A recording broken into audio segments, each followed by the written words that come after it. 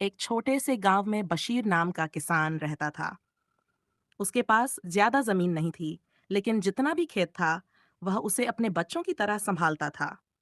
वह सुबह से शाम तक मेहनत करता, धूप हो या बरसात, कभी हार नहीं मानता। लेकिन एक चीज ने उसे पूरे गांव में अलग पहचान दी थी, उसकी ईमानदारी। गांव में एक जमींदार रहता था, जो अक्सर किसानों को धोखा देता और उनकी मेहनत का सही दाम नहीं देता। कई किसान मजबूरी में चुप रह जाते, लेकिन बशीर हमेशा कहता, मेहनत की कमाई हलाल होती है और हलाल की कमाई कभी बर्बाद नहीं होती। एक दिन बशीर अपने खेत में हल चला रहा था। अचानक उसकी नजर मिट्टी के नीचे चमकती किसी चीज पर पड़ी। उसने खोदकर देखा तो वह सोने की एक डली थी। बशीर हैरान रह गया। अगर कोई और किसान होता तो शायद वह उसे छिपाकर अमीर बन जाता।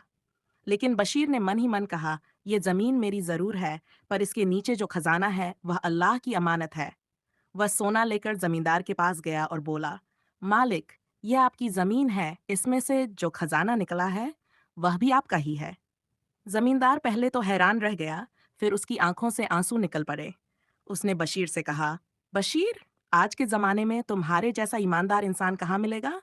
ये सोना मेरा नहीं, तुम्हारा है, और आज से यह पूरी जमीन भी तुम्हारी है। उस दिन से बशीर सिर्फ एक मेहनती किसान ही नहीं रहा, बल्कि गांव में एक मिसाल बन गया। लोग कहते थे, बशीर ने हमें यह सबक दिया कि सच्चाई और ईमानदारी हमेशा इनाम देती है, कभी नुकसान नहीं।